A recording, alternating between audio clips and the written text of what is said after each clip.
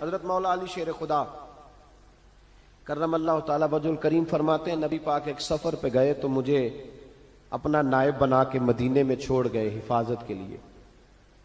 میری باتوں کی سمجھ تو آ رہی ہے نا آپ حضرات کو؟ حضور مجھے چھوڑ گئے. کہتے ہیں میرے پاس مال غنیمت کے تھوڑے سے پیسے تھے, میں سونے کا ایک ہار لایا, ایک لاکٹ لایا اور سیدہ فاطمہ کو تحفہ دیا پہلی دفعہ, سونے کا ہار. انہوں نے پہن لیا. نبی پاک علیہ السلام کا طریقہ مبارکہ یہ تھا کہ حضور جب سفر پہ جاتے تھے تو سب سے آخر میں سیدہ فاطمہ کے گھر جاتے, اور جب واپس آتے تو سب سے پہلے آتے, سب سے پہلے. حضرت علی کہتے ہیں قاصد آیا, اس نے آ کے بتایا کہ کل نبی پاک واپس آ جائیں گے. سیدہ فاطمہ بڑے دنوں سے انتظار کر رہی تھی کہ حضور آئے نہیں, اتنے دن ہو گئے. جب جا کے بتایا نا کہ کل حضور آئیں گے تو کہتے ہیں سیدہ نے صبح سے صفائیاں شروع کر دی.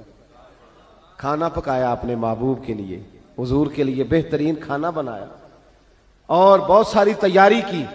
کہتے ہیں حضور آئے حسب روایت, حسب عادت, وہی مبارک عادت جو محبوب کی ہمیشہ سے تھی. نبی پاک آئے, پہلا قدم سیدہ فاطمہ کے گھر میں رکھا, السلام علیکم کہا, اور سیدہ نے وعلیکم کہا تو حضور نے ان کا چہرہ دیکھا تو واپس چلے گئے. حضرت فاطمہ رونے لگ گئی. مولا علی شیر خدا کہتے ہیں میں گھر آیا تو بی بی صاحبہ زاروں قطار رو رہی. فاطمہ کیا ہوا؟ کالی پتہ نہیں, حضور سلام لیا واپس چلے گئے, ایسا کبھی ہوا ہی نہیں, پتہ تو کریں. شیر خدا کہتے ہیں میں مسجد میں گیا تو نبی پاک بھی ایک کونے میں بیٹھ کے رو رہے تھے. میں نے کہا یا رسول اللہ آپ یہاں رو رہے ہیں, فاطمہ وہاں رو رہی ہے, بات کیا ہے؟ تو نبی کریم علیہ السلام نے فرمایا وہ میری بیٹی ہو کے سونا پہنتی ہے, اگر فاطمہ بھی سونے سے پیار کرے گی تو امت کی غریب بیٹیاں کدھر جائیں گی؟ وہ بھی سونا پہننے لگ گئی ہے, وہ بھی اگر یہ کام کرے گی تو غریبوں کی بچیاں کس کے طریقے پہ چلیں گی؟ وہ بھی سونا پہنتی ہے.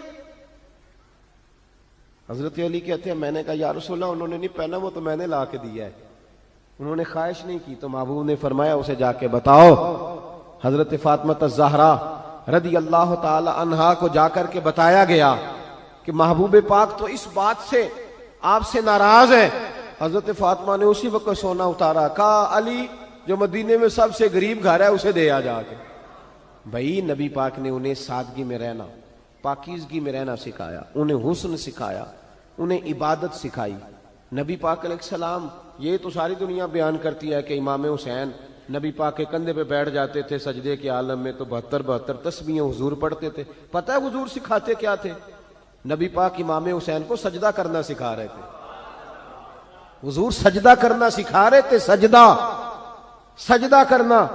پورے کربلا میں, پورے کربلا کے واقعے میں کسی جگہ بھی امام حسن اور امام حسین نے کسی ایک مقام پہ بھی یزیدیوں سے کوئی مطالبہ نہیں کیا, کوئی بات نہیں منوائی, کہا جو تمہاری مرضی. ایک بات صرف کی, ایک گزارش, توجہ ہے میری بات پر, ایک بات صرف کی, ایک مطالبہ رکھا.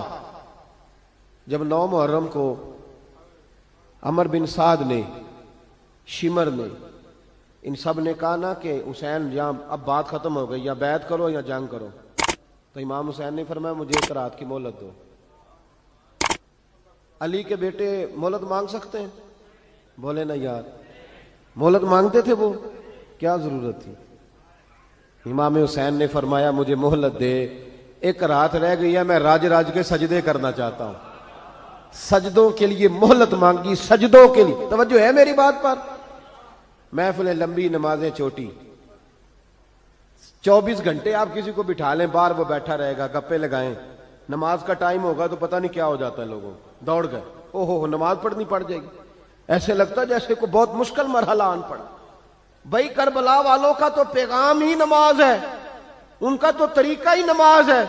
امام حسین نے کہا ایک رات کی مہلت, فقط اس لیے کہ میں کھل کے نمازیں پڑھ لوں. ساری رات بڑی باتیں تھی نا, بڑی باتیں. سیدہ زینب سے دکھ سکھ کر سکتے تھے ساری رات, امام زین العابدین کو بڑی باتیں بتا سکتے, بڑا کچھ ہو سکتا تھا. لیکن امام زین العابدین کہتے ہیں ساری رات حسین ابن علی نے سر سجدے سے نہیں اٹھایا. چل تو اس طرح کر, امام حسین تو ساری زندگی ساری رات پڑھتے رہے نا, تو چل ایک رات کی عبادت کر ان کے نام پر, ایک رات ساری جاگ. نہیں نا تسی ہاں کی تھی, ایک رات کہی ہے میں نے, بڑا مشکل ہے ہمارے لیے. آپ یقین کریں مسلح, اور پھر کسی نے ہمیں کان میں بتا دیا ہے کہ تسی نسبت والے ہو, تسی بخشے ہو. اے کوئی پکی گل دس گیا ساری, اس میں کوئی شک نہیں کہ نسبت سے ہی بخشے جائیں گے. لیکن امام حسین ڈائریکٹ نواسے ہیں نبی پاک کے. اگر وہ نسبت کے باوجود بھی ساری ساری رات نماز پڑھتے ہیں, تو کس قسم کا نسبت والا ہے کہ 10 محرم کو بھی تیری ساری قضا ہو جاتی ہے, ساری قضا چھٹی, ہم نسبت والے ہیں. بس نسبت کا یہ معیار ہوتا ہے. نسبت کا معیار یہ ہوتا ہے کہ جو محبوب نے کیا وہ ہم نے کر کے چھوڑنا ہے, وہ کام کرنا ہے. اور پھر اہل بیت نبوت کا اسوہ حسنہ پردہ ہے. پردہ بڑی گمراہی آ گئی ہے امت میں. اب جو بچی ایم بی اے کر لیتی ہے, وہ سب سے پہلے یہ مطالبہ کرتی ہے کہ ہمارے حقوق برابر کے. اسلام نے عورت کو برابر کے حقوق نہیں دیے, عزت والے حقوق دیے. کون سے حقوق دیے بولیے؟ میں ایک یونیورسٹی میں تھا تو ایک بچی نے پیغام دیا, کہنے لگی جی, بچیاں بھی تھی پردے میں بیٹھی ہوئی, لیکچر یونیورسٹی میں ہو رہا تھا, تو اس نے کہا جی عورت کا تو گھر ہی کوئی نہیں ہوتا, عورت کا تو گھر ہی کوئی نہیں, تو ہم کدھر جائیں؟ میں نے کہا چلیں ادیبانہ انداز میں یہ بات درست ہے, لیکن حکیمانہ انداز میں درست نہیں. عورت کی تو اللہ تعالیٰ نے ذمہ داری بڑی شاندار رکھی ہے. جب تک باپ جوان ہوتا ہے نا, توجہ ہے میری بات پر, جب تک باپ جوان ہوتا ہے تو بیٹی اس کے گھر رہتی ہے, اور جب بچی جوان ہوتی ہے, ابا تھوڑا بوڑھے ہونے لگتا ہے نا, تو اللہ تعالیٰ خامند کی ڈیوٹی لگا دیتا ہے عورت پر. اور جب خامند تھوڑا بوڑھا ہونے لگ جاتا ہے تو بچے جوان ہو جاتے ہیں. تو میں نے کہا بی بی تو سمجھی نہیں, تو کہتی ہے میرا گھر کوئی نہیں. رب کریم نے تو تیرا محافظ ہمیشہ جوان آدمی کو رکھا ہے, جوان کو, کبھی باپ کو, کبھی بھائی کو, کبھی بیٹے کو, کبھی شوہر کو. تو یہ کیسے؟ اسلام نے تو تیرے لیے جوان خون تیرا محافظ رکھا, اگر تو سمجھے. حضرت فاطمہ نے ساری زندگی پردے میں گزاری, ان کا ننگا سر کبھی سورج نے بھی نہیں دیکھا. یہاں اللہ خیر کرے دینداروں کی بچیاں پردہ نہیں کرتی, حاجیوں نمازیوں کی بچیاں پردہ نہیں کرتی. کپڑے استری نہ ہو تو گھر میں جھگڑا شروع ہوتا ہے, اور بی بی پردہ نہ کرے تو پرواہ کوئی نہیں. حضرت عبداللہ بن سہل ایک تابعی بزرگ ہے, نام یاد رکھنا. عبداللہ بن سہل کہتے ہیں سیدہ زینب جب کربلا سے واپس آئیں تو وہ میری پڑوسن تھی. 15 سال کہتے میں ان کا پڑوسی رہا ہوں, 15 سال. 15, امام شورانی نے اس کو لکھا ہے, 15 سال میں حضرت زینب کا پڑوسی رہا. کبھی ہوتا ہے نا کہ بی بی برقع پہن کے باہر نکل آتی ہے, بازار جانا ہے, دوائی لینی ہے, کوئی کام ہے. کہتے ہیں 15 سال میں پڑوسی رہا, پر میں نے پردوں میں چھپی ہوئی زینب بھی کبھی نہیں دیکھی. ہوتا نا برقعے میں بندہ بی بی دیکھ لیتا, میں نے پردے میں چھپی ہوئی بھی بی بی کبھی نہیں دیکھی.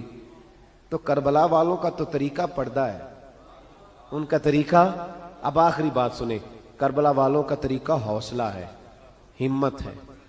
ہمارے ہاں نا خودکشیاں عام, جھگڑا عام, لڑائی عام. اس کی وجہ یہ کہ حوصلہ کوئی نہیں.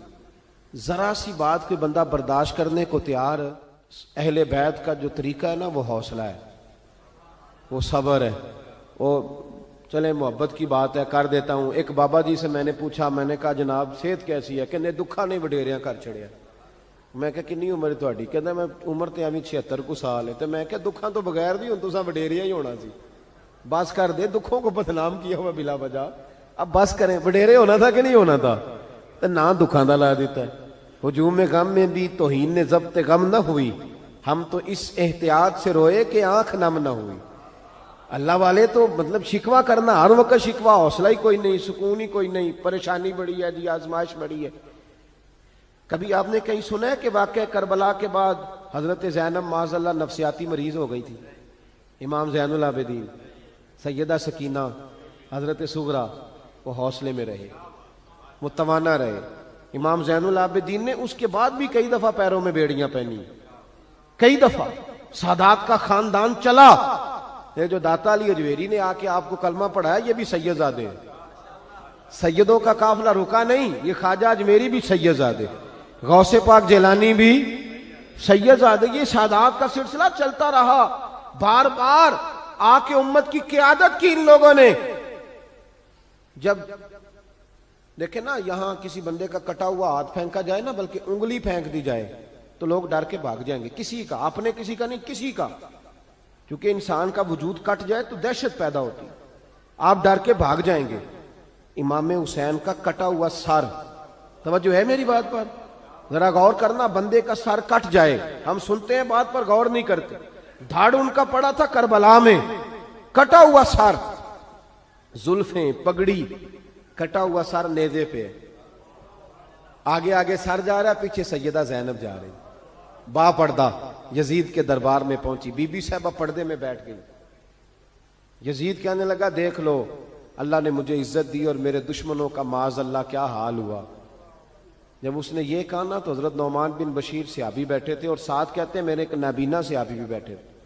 حضرت نعمان بن بشیر کہتے ہیں کہ جب اس نے یہ کہا نا کہ اللہ نے مجھے عزت دی اور نقل کفر کفر نہ باشد، میرے دشمنوں کا یہ حال ہوا، تو کہتے ہیں سیدہ زینب وہاں سے اٹھ کے کھڑی ہو گئی، با پردہ سیدہ زینب کھڑی ہوئی، اور فرماتے ہیں اس طرح نہیں کھڑی ہوئی کہ بیویاں روتی ہیں تو کہتی ہیں ہائے یہ ہو، اس طرح نہیں، حوصلہ، ہمت، اور جس طرح کوئی سیاںا خطیب خطبہ پڑھتا ہے اس طرح سیدہ نے خطبہ پڑھا، پہلے اللہ کی حمد کی، پھر نبی پاک پہ درود پڑھا، اور پھر قرآن پاک کی آیت پڑھی وَتُعِزُّ مَن تَشَاءُ وَتُذِلُّ مَن تَشَاءُ، یہ آیت پڑھی۔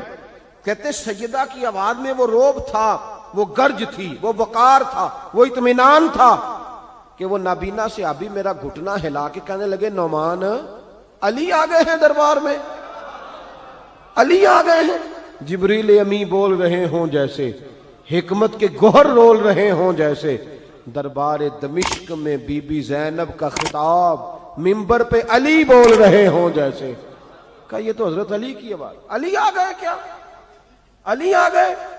سیدہ زینب فرمانے لگی یزید تیری حکومت ہے تو تو کہتا ہے کہ اللہ نے تجھے عزت دی، ذرا وقت بدلنے دے، ذکر تیرا بھی ہوگا پر تجھ پر لوگ لعنت برسائیں گے، اور جب میرے حسین کا ذکر ہوگا تو خطیب جمعے کے خطبے میں ذکر کیا کریں گے، خطبوں میں میرے نام۔ بھائی حوصلہ پیدا کرے زندگی میں، ہمارے اندر حوصلہ نہیں رہا، حوصلہ نہیں، توانائی نہیں، ذرا ذرا سی بات پہ ہم بگڑتے ہیں، ناراض ہوتے ہیں، اپنی طبیعتوں کو اکٹھا کریں۔ پہلا سبق یہ عرض کیا ہے کہ اہل بیت سے پیار کریں، بحث چھوڑ دیں، صحابہ سے پیار کریں اور بحث، نبی پاک کا میلاد منائیں اور بحث کرنی چھوڑ دیں۔ اور دوسری بات یہ کہ اہل بیت کا طریقہ فقر و فاقہ ہے، ان کا طریقہ سخاوت ہے، ان کا طریقہ پردہ ہے، ان کا طریقہ عبادت ہے، ان کا طریقہ حوصلہ ہے۔